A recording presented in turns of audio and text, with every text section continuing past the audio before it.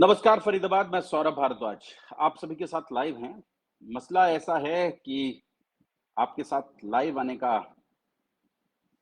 मन था और आप ये समझें, ये जो मामला हम आपके साथ डिस्कस करने जा रहे हैं, ये एक ऐसा मामला है कि इस शहर के जितने अभिभावक हैं, वो तमाम चिंता के घेरे में आ जाएँगे। आपकी बच्ची पार्क में गई हुई हो, वहाँ उसकी कोई हम-उम्र लड़की उसे मिले और उससे कहे कि मेरे से दोस्ती करोगी, और दोनों दोस्त हो जाएँ, और फिर वो लड़की आपकी बेटी को लेकर किसी ऐसे अड्डे पर पहुँच जाए, जहाँ उससे जिस्म फ़रोशी का धंधा कराया जाता हो, तो आप कैसा महसूस करेंगे? और ये तमाम चीज़ें, ये जो नाबालिग लड़कियों से जिस्म फ़रोशी का जो धंधा है इस शहर में, वो इंस्टाग्राम के माध्यम से बड़ा रैकेट इस शहर में चलाया जा रहा है। आपको थोड़ा विस्तार से बताते हैं। डबुआ थाना क्षेत्र में कुछ रोज़ पहले एक लड़की गायब होती है। नाम नहीं बताएँगे। वीडियो भी है हमारे पास, उस लड़की का बयान भी है, लेकिन आम तौर पर वीडियो दिखाने से बच्चों की जो आइडेंटिटी है, वो डिस्क्लोज़ हो जाती है। इसलिए वो वीडियो भी नहीं दिखाएँगे, लेकिन हम आपको घटनाओं को सिलसिलेवार तरीके से बताएँगे। चंद रोज़ पहले एक लड़की गायब हो जाती है घर से, और पुलिस उसे ढूँढने में कोई कोई इच्छा नहीं दिखाती। पेरेंट्स को केवल ये बोलती है, 14-15 साल की वो लड़की गायब होती है। पेरेंट्स को केवल ये बोला जाता है कि बच्ची पहले भी जाती रही है और वो आ जाएगी और आप उसका इंतज़ार कीजिए। बहरहाल 17 तारीख को वो एफआईआर दर्ज हो जाती है, और दर्ज होने के बाद पुलिस फिर भी उसमें कोई ढूँढ नहीं मचाती, कोई उसे ढूँढने का प्रयास नहीं करती लड़की को। 3, 4, 5 दिन बाद वो लड़की वापस लौटती है। उस लड़की ने जो कुछ बताया, वो सुनकर आप सभी के रोंगटे खड़े हो जाएँगे। उस लड़की ने जो सूचना वॉइस ऑफ फरीदाबाद के साथ भी शेयर की है, 164 के बयान भी हुए हैं उस लड़की के। लेज़र वैली पार्क है डबो कॉलोनी के साथ में।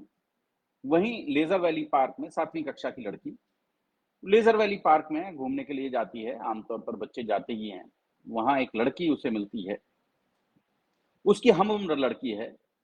हालाँकि वो उसका जो नाम बता रहे हैं, वो नाम सच है, झूठ है, नहीं पता। लेकिन कोई कोई कहता है कि वो पूजा है, कोई कहता है वो अंजलि है, कोई कहता है वो टीना है। हालाँकि जो इंस्टा पर जो आईडीज़ हैं, सारी आईडीज़ बनी हुई हैं, वो पूजा के नाम से हैं। बहरहाल वो लड़की, दोनों साथ मिलती हैं वहाँ, और वो लड़की उस पूजा, अंजलि या टीना, जो कुछ भी आप कहें, नाम रखें, उसकी दोस्त हो जाती है। दोस्ती करने के बाद दोनों के बीच उनके टेलीफ़ोन नंबर्स का आदान-प्रदान होता है। आदान-प्रदान होने के बाद एक दिन वो जो पूजा है, जिसका पूजा के नाम से आईडीज़ हैं इंस्टा पर, वो इस लड़की को, इस 14-15 साल की लड़की को फ़ोन करती है और उसे बुलाती है कि घूमने चल रहे हैं।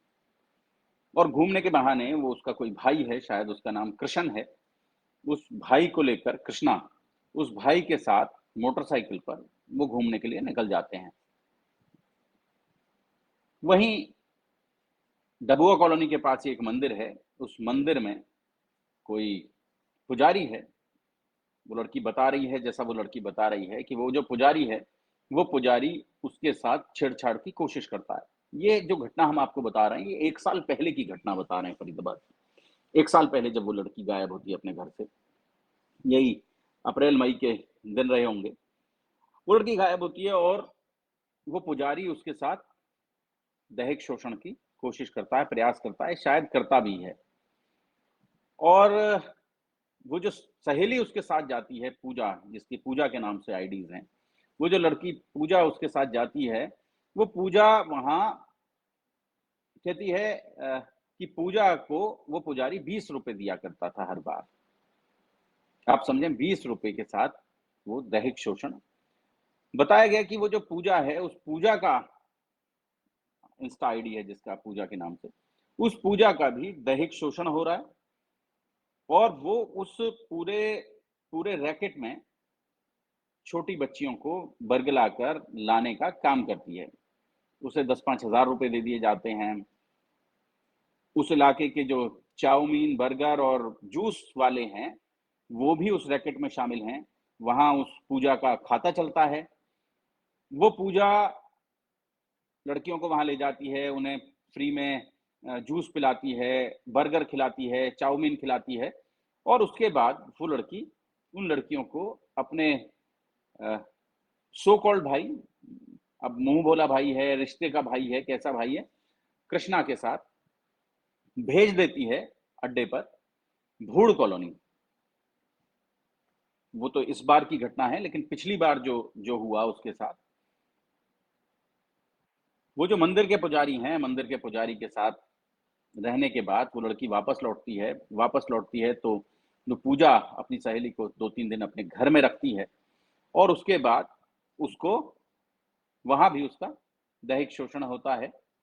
जो वो लड़की है पूजा, उसके पिता हैं, सौतेले पिता, वो भी शायद इस धंधे में इन्वॉल्व हैं और वो न सिर्फ़ अपनी बेटी पूजा के साथ, 14-15 साल की बच्ची है वो भी, उसके साथ अ, दुष्कर्म करते हैं, बल्कि ये जो लड़की जाती है, इस लड़की के साथ भी दुष्कर्म करते हैं।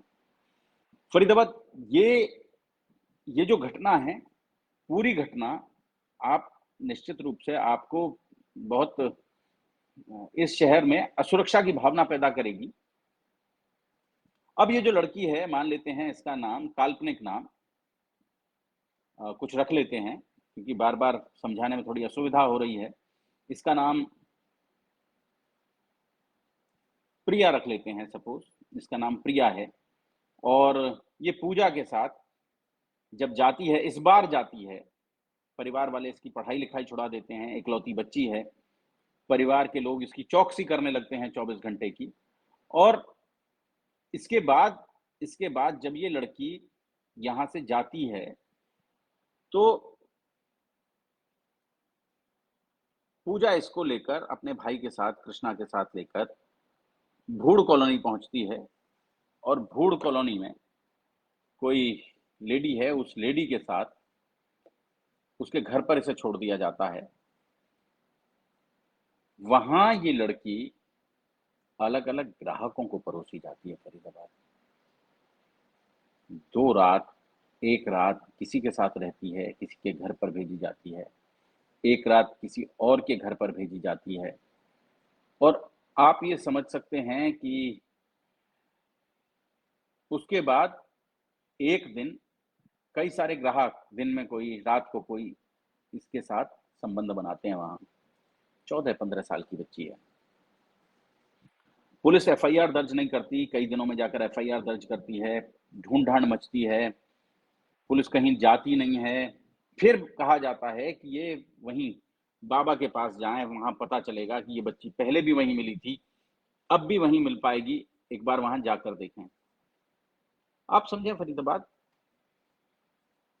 वो बच्ची वापस लौटती है, वही पूजा उसे लेने पहुँचती है वहाँ और बोलती है कि इसकी मम्मी वापस आ गई है, अब इसको वापस भेज दो, ऐसा करके बोलती है और आप ये समझें कि वो बच्ची जो है, वो बच्ची वापस लौट आती है। लेकिन वापस आने के बाद वो जो कहानी सुनाती है, वो कहानी इस शहर में बहुत बड़े सेक्स रैकेट के बारे में इशारा करती है। वो कहानी जो है, वो कहानी इस पूरे शहर में जो छोटी-छोटी बच्चियों को हवस का शिकार बनाया जा रहा है, उसकी ओर इशारा करती है और 164 के बयान दर्ज होते हैं उस बच्ची के। बच्ची के बयान दर्ज होने के बाद मजिस्ट्रेट के सामने फिर पुलिस मुकदमा दर्ज करने में कोताही बरतती है। ये कह दिया जाता है कि जो उसकी गुमशुदगी का मुकदमा है, उसी मुकदमे में नए बयान जोड़कर, नई धाराएँ जोड़कर उसी मुकदमे को हम आगे बढ़ा लेंगे। बार-बार परिवार पर दबाव डाला जाता है कि वो इस अपनी दरख़्वास्त को वापस ले लें, अपने मुकदमे को वापस ले लें। बच्ची उनके घर आ गई है।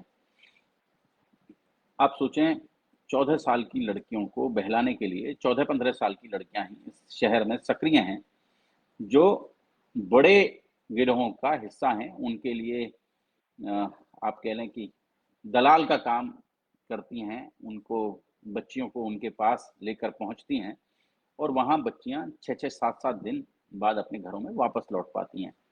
इस शहर में लगातार हम जब रोज पुलिस की एफआईआर देखते हैं, तो गुमशुदगी की, लड़कियों के बहला-फुसला कर ले जाने की तमाम मुकदमे एफआईआर दर्ज हुए होते हैं। और आप सोचें कि कुछ बच्चियां हैं जो वापस मिल जाती हैं और वो कहाँ जाती हैं, किनके साथ रही होती हैं, उनके साथ कैसा व्यवहार इस समय में हुआ होता है, इस पर कोई चर्चा इस शहर में नहीं होती है। सीडब्ल्यूसी से अ, लगातार इन्फॉर्मेशंस आती हैं कि बच्चों के साथ बहुत अच्छा नहीं हो रहा है। रोहित सैनी जी, आप ठीक कह रहे हैं कि सरकार सब देख रही है लेकिन कोई एक्शन नहीं लेना चाहती। कल रात के बारे में भी ये बताते हैं कि उन सब लोगों को पुलिस ने उठा लिया था, लेकिन रात को सबको वापस छोड़ दिया गया। मजेदार बात ये देखें, रात को सबको वापस छोड़ दिया गया।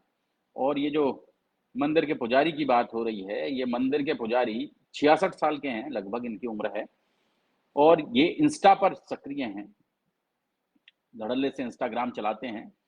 कोई बुरी बात नहीं है, किसी भी उम्र का व्यक्ति सोशल मीडिया पर हो सकता है, लेकिन उस इंस्टाग्राम में लगातार इन बच्चियों के साथ संपर्क में हैं, ऐसी ही 13-14 साल की जो बच्चियां हैं उनके साथ संपर्क में हैं, और उन बच्चियों के जो गतिविधियां हैं वो बहुत संदिग्ध हैं। पूरा बड़ा रैकेट है फरीदाबाद, और ये जो रैकेट है, ये रैकेट कहीं न कहीं किसी बड़े षड्यंत्र की ओर इशारा कर रहा है। जब तक इन लोगों को कोई बड़े राजनीतिक प्राश्रय नहीं होंगे, बड़े नेताओं या बड़े अफसरों के वरद हस्त नहीं होगा, तब तक इस तरह के रैकेट्स आम तौर पर चल नहीं सकते। एक पुलिसकर्मी हँसी में वहाँ बोले, और मतलब वो थोड़ा-सा बोले जी, इतने लोग इसमें शामिल होंगे कि एक पूरी बस लेकर हमें जाना पड़ेगा, सबको गिरफ्तार करके एक बस में लेकर जाना पड़ेगा। तो आप इस मामले की गंभीरता को समझ सकते हैं फरीदाबाद, और कहीं न कहीं ये पूरा मामला जो है, ये पूरा मामला इस फरीदाबाद की बच्चियों की सुरक्षा को लेकर बेहद चिंताजनक है। आप इस पर क्या सोचते हैं? आपको क्या लगता है? कमेंट करके हमें बताइएगा। जोड़ेंगे फरीदाबाद आपको ऐसी ही और महत्वपूर्ण खबरों के साथ। बहुत-बहुत धन्यवाद।